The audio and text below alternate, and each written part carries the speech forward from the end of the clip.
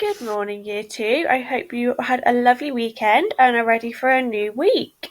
So this week is Monday the 18th of May 2020 and we're doing English.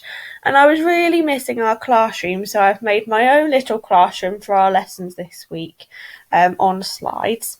In English, we're going back to our story, The Bee Who Spoke. So before we get started, let's read the first bit of the story again, plus a little bit more.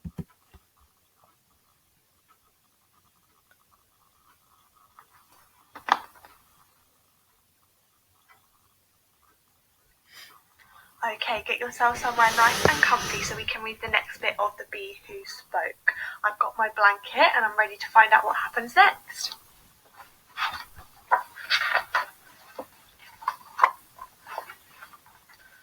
Once upon a time, in the great city of Paris, near Rue Saint-Rustique, in the 18th arrondissement, there lived a girl named Belle. Belle loved the city and the city loved her. She knew its alleys and avenues, its rhythms, noises, colours and people by heart. She knew that Monsieur Talgard opened his bakery every morning at 7. Madame Babineau watered her sunflowers at 8.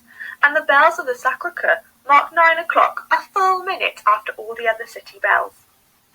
But as much as Belle loved the city and the city loved her, there was a small piece of her heart in another place altogether. Every year around this time, as the days grew longer, the weather warmer, and ice-cold lemonade became a priority, Belle and her parents would make a very special journey. Belle's trip required careful preparation. For days beforehand she packed and repacked her bag with her most treasured possessions.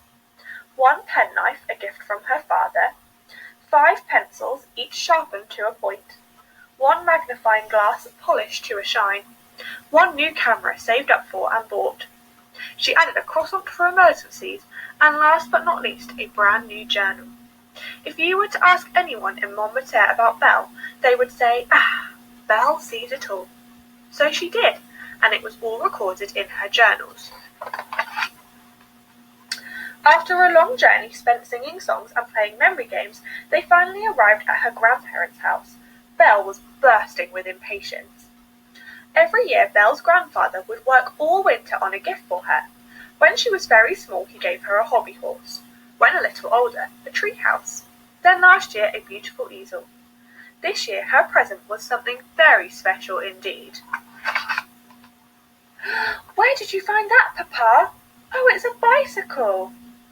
It was Belle's mother's bicycle from when she was a girl. Belle had gazed longingly at it a million times in the picture on her mother's dressing table, and now here it was right before her, freshly painted and gleaming in the sun. She could hardly breathe for excitement. Belle threw her bag in the basket, rang the bell twice, and headed off down the lane as fast as her feet would pedal. "Don't get lost!" shouted her father after her. "Don't be late for tea," added her grandmother. "Ride like the wind," cried her grandpa, laughing. But Belle was already gone. The first thing people from the city always notice when they get to the countryside is the sky. It seems bigger, bluer, more sky-like, stretching as far as the eye can see. Belle saw clouds tumbling into one another, a bird hovering above a patchwork of fields, the tops of the trees swaying in the wind. What she didn't see was the root of a great oak tree in her path. There was a bump, followed by a whoa, followed by a clatter, then an ow. All the animals and insects fell silent. Even the breeze seemed to stop for a moment. Belle looked down. Her skirt was covered in dust. She had a bruised knee, but worst of all, she had an uneasy feeling in her stomach. She was lost. Belle didn't know the country, and the country didn't know her. "Hello," she called out in her smallest voice. "Hello," came a friendly voice in reply, but there was no one to be seen. Confused, Belle grabbed her scattered belongings. Then she noticed a little bee gently buzzing towards her. It inspected her croissant curiously. Then it spotted Belle's journal on the ground. "Belle," it remarked, "what a beautiful name." Belle tried to speak, but the words refused to come out. Finally, 3 did. "Bees can't talk!" exclaimed Belle. "Of course we can," said the bee. "You just have to know how to listen." Belle has come top of her class in biology, but at no time has anyone ever mentioned that bees can talk. The bee's voice was wise, thoughtful, and kind. It made the bee seem much bigger than it was.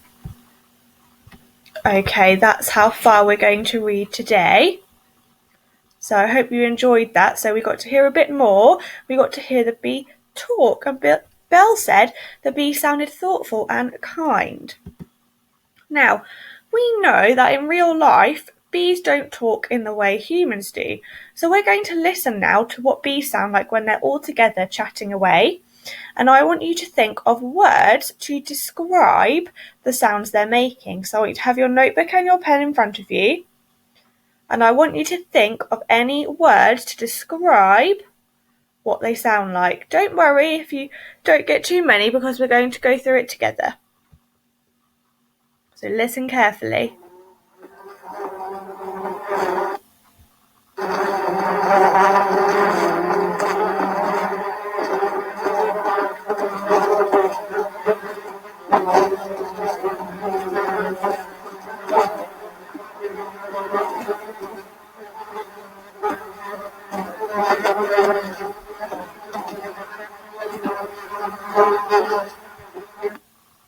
Okay, brilliant. So that is what bees really sound like. Now, some of the words that you've come up with and that we're now going to come up with together might be, my turn, onomatopoeia. Now, you looked at this with Miss Stillman when you did poems. Onomatopoeia is when a word sounds like the word it is describing.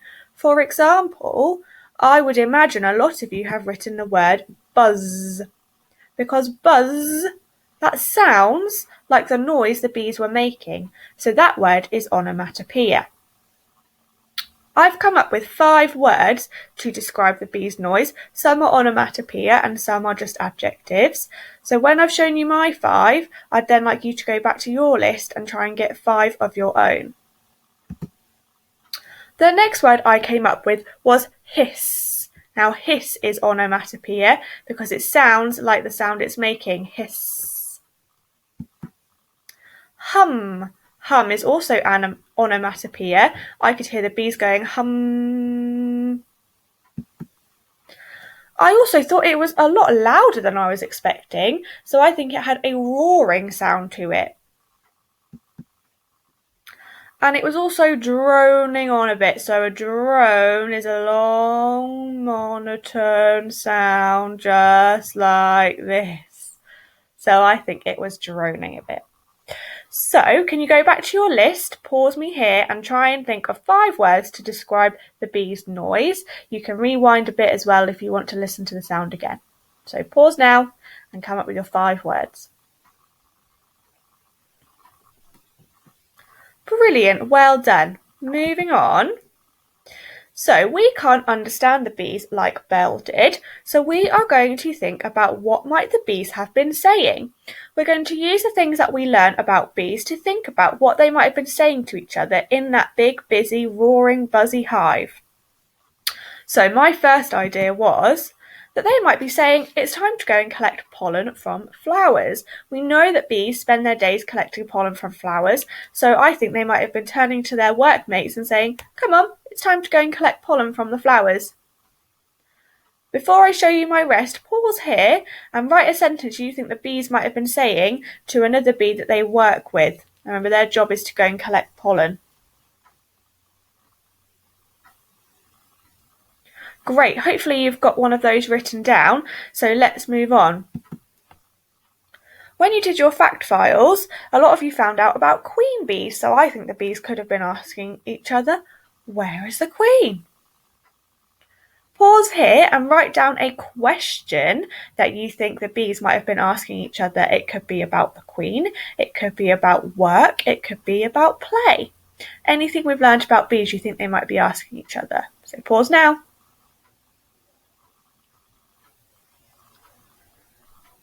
Well done. Okay, our third sentence. I have used some of our new suffix words and I have said it is a beautiful sunny day to go and collect pollen. So I've described the day using a full word and a Y word to say it's a beautiful sunny day to go and collect pollen.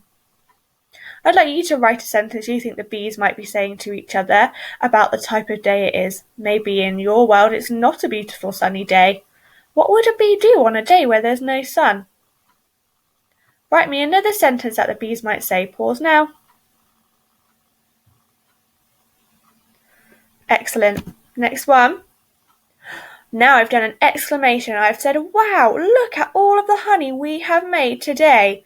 Because we know bees make honey, and that's one of the reasons that they're important to us.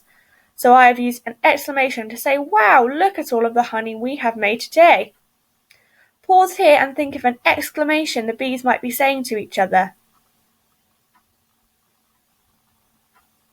And our final sentence, you're all doing so well. I've done another exclamation. I've said, the hive is so busy and bustling today. So for this last one, I'd like you to write any sentence you like that you think the bees might be saying, maybe to each other or to themselves or to a flower or maybe to a human that they're passing and they really want to get their attention. So pause now and get that 5th sentence written. Well done.